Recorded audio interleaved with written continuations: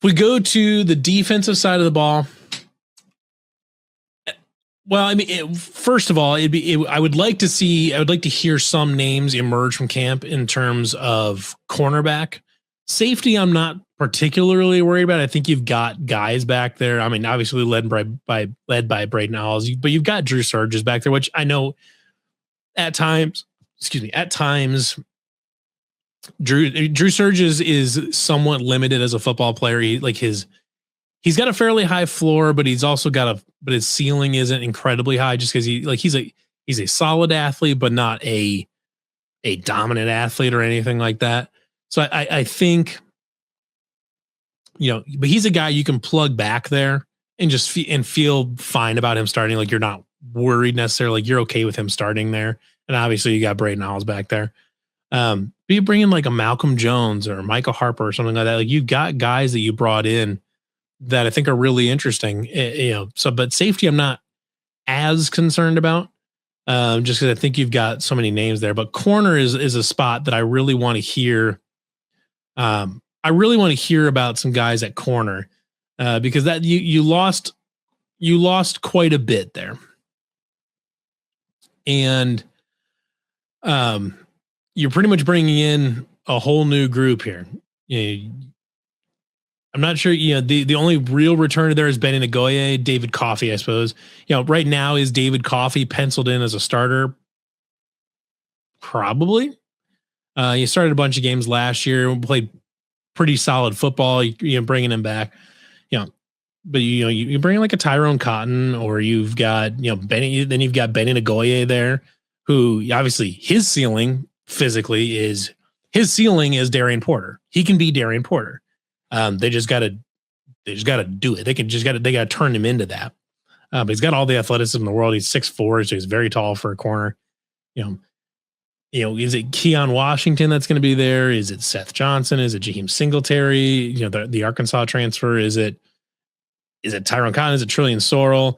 There's a lot of guys in this room, and right now David Coffey is the only one I would look at and be like, okay, I think this guy is going to step up and be one of the starters, but I don't know that for sure because he wasn't really supposed to play last year. I mean, he was the fourth string guy last year. He wasn't supposed to play a lot. The injuries forced him onto the field, and when he was on the field, he was pretty solid. But are we ready to say he's a Big 12 starter? And he can be the leader of this team, or he can be not the leader of the team, but can he be the leader of this group in the secondary? I don't know. You do bring back some more experienced guys. David Coffey is a redshirt sophomore, but you brought in a few upperclassmen too. So, we'll see how that all shakes out. But I'm interested to see how that goes.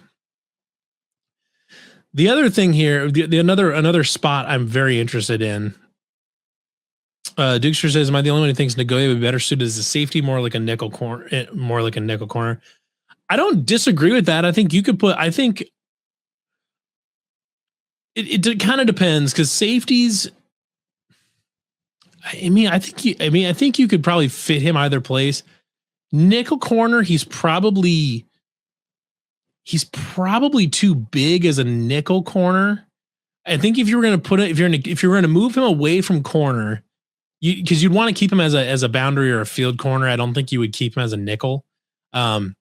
But if you were to move him to safety, I think you would want him to be more of a free safety where he can be a little bit more rangy and not be the safety in charge of coming down, being the first safety down to deal with the run. I think you'd want him to allow him to be more of a coverage specialist, deep safety where he can really use his size and speed to go pick off some deep balls.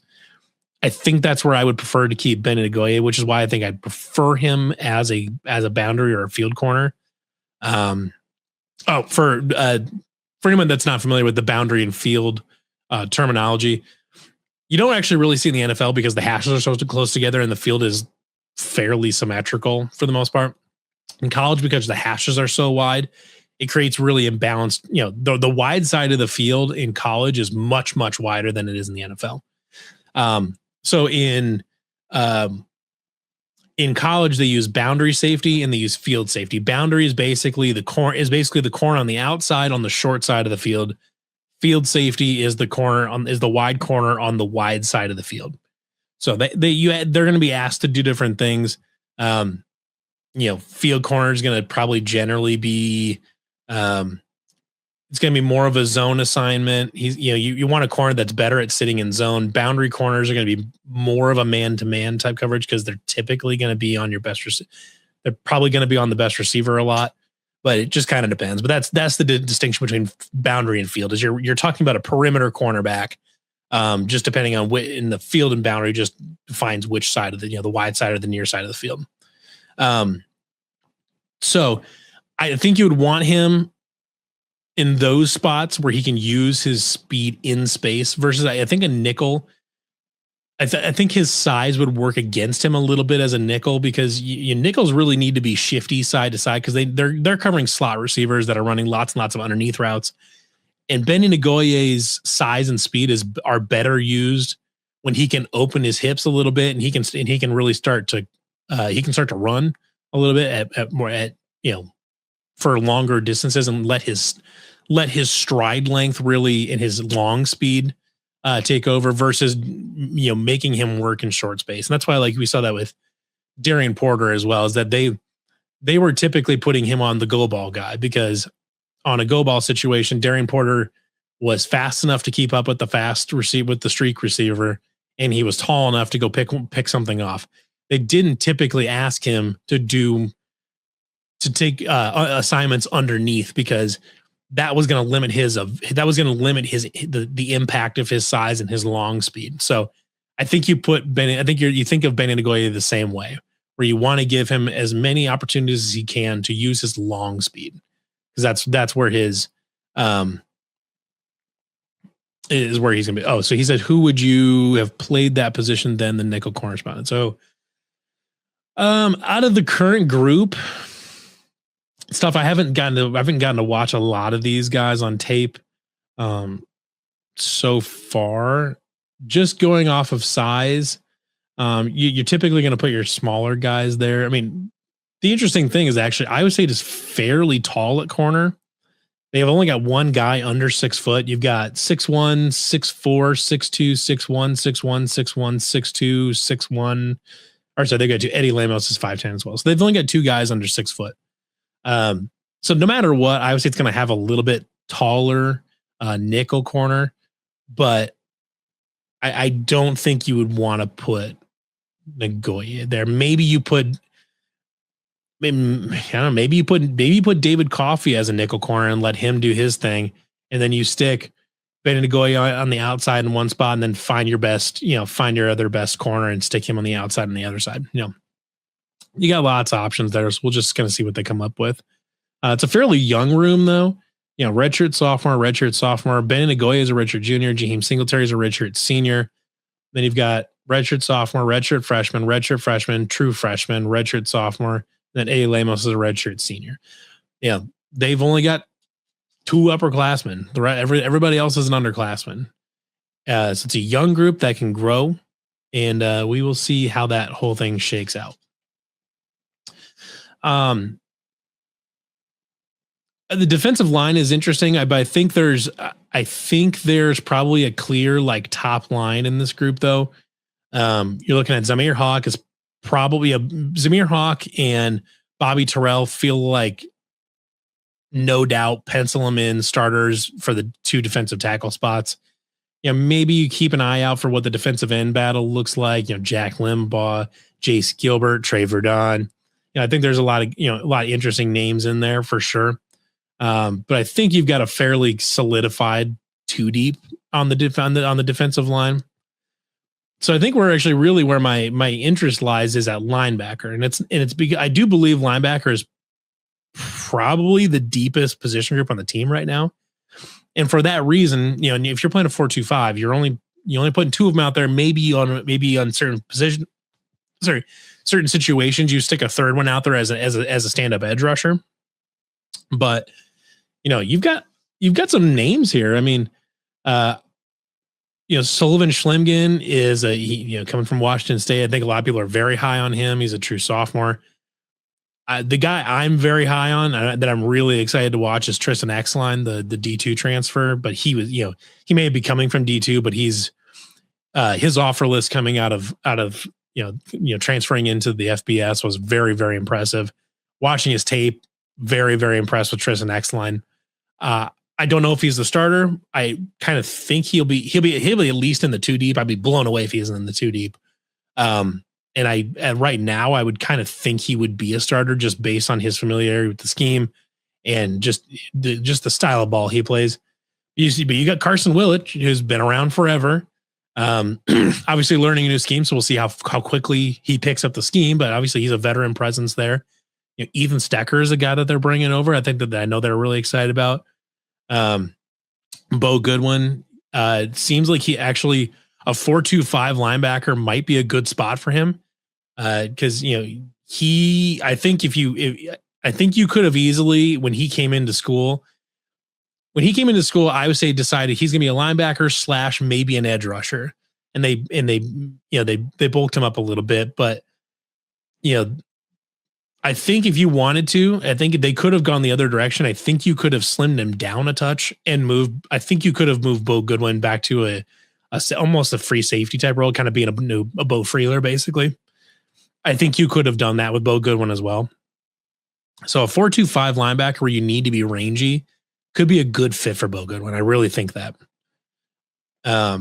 Duke says Blake Hawkins could be sneaky good for Iowa State this year. His production is really good at Iowa West. Yeah, Blake Hawkins absolutely is a name there as well. I think they've got lots of names. So I'm just very curious to see how many of these shake out. Like, even behind all these guys, you've got Rylan Barnes, like who played it. Obviously didn't play a lot last year, but the year before that played a ton. I don't know what his expectations are. I mean, because he's a scholarship guy now, but he was a walk-on. I don't know what his expectations are, but he's played a decent amount of Big 12 football too. So is he a guy that finds a way onto the 2 deep or into some sort of rotation there? Because obviously there's only a couple spots available for you at that linebacker spot. What I do want to point out here, though, I'll pull up the roster here because I want to show you. We talked a little bit about this last week when we were talking about recruiting. But hold on one second here. Okay. So when we talked about recruiting last week, I kind of brought it up because this was, that's kind of, we could see kind of their new patterns as far as who they're recruiting, where they're getting them from, stuff like that. But I want to show you the linebackers just so we can see really what, like, you can look at the linebackers and see, get a good idea of just kind of like the philosophy change and the kind of types of bodies they keep in the room.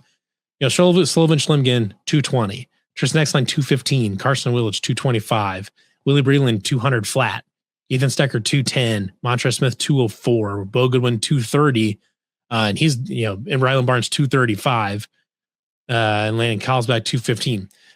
The 2 linebackers they brought back, Bo Goodwin and Rylan Barnes, actually the 3 linebackers they brought back are the biggest ones in the room by 10 pounds. Carson Willich, you could say he fits in there, slots in there fairly nicely, 225. He's a little bit bigger than like Exline and Schlimgen, but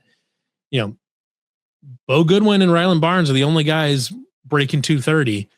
I would be a little bit surprised almost if you don't see those weights come down a little bit. Because in a 4-2-5, your linebackers need to be mobile. They need to be quick. They need to be able to get to the sideline. They need to get sideline to sideline. They need to be able to move. Versus like in a 3-3-5 where you need them to be a little bit sturdier, where they can sit in gaps and they can tango with defensive, where they can mess around a little bit and hold their own against, guards and tackles and stuff like that. You're not really going to be expected to do that as much in a 4-2-5, but you are going to be expected to be able to cover ground to get to the edge on runs and things like that to help set the edge. So I would expect to see Rylan Barnes slim down to 225 or 230. And I'd, probably, maybe Bo Goodwin drops another 5 pounds or something like that to just slim down a little bit and to get a little bit quicker. So you can clearly see though, they're going, the linebackers are smaller than they have been. A lot of times you saw, I think Mike Rose played around 245, Trying to think. Well, actually, we can find this out. Let's go back to like 2022.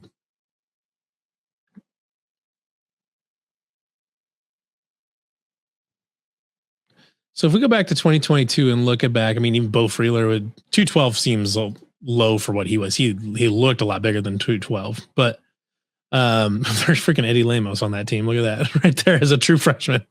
Let's go to our linebackers. Colby Reeder, 242. Miles Mendezun, just as a redshirt freshman, though, 220. Jacob Inman, 222. Carson Willits, just a baby at 214. He's picked up 10 pounds since then. But Cole Peterson, 240. Gary Vaughn, 231. Orion Vance, 260. You know, you had some, Hunter Zinsen, 245. You had some big boys in there.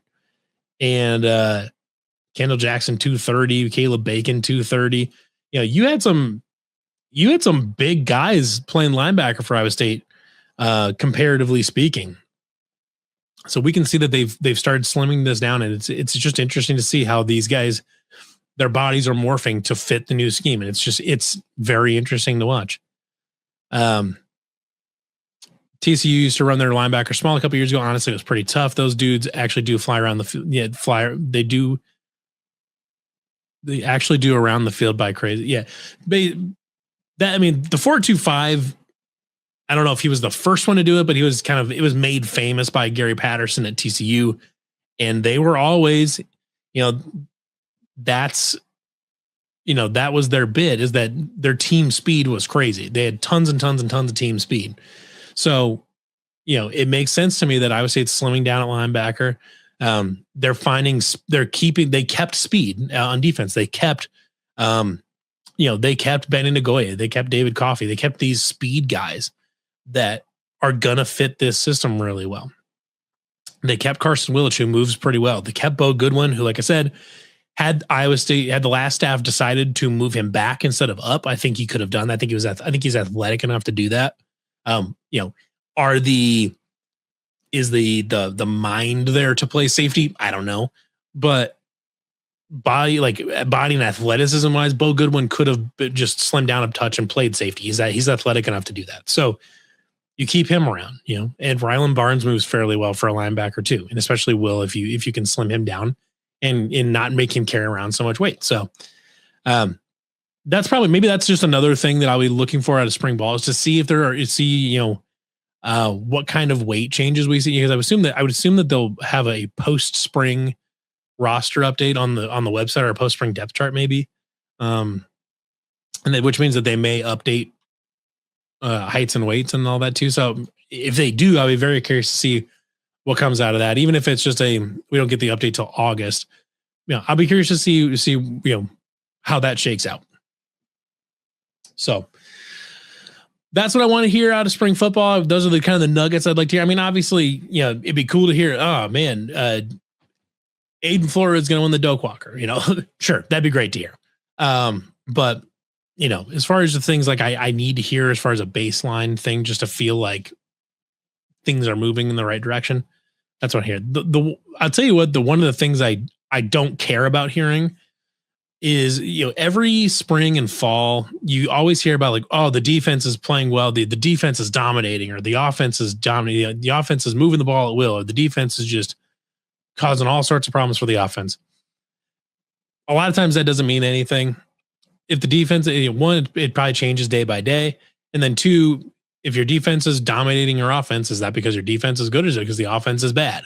If the offense is moving the ball at will, is it because your offense is unstoppable, or is it because the defense is bad? So the type of stuff is like that kind of thing, is like which unit's better than the other. I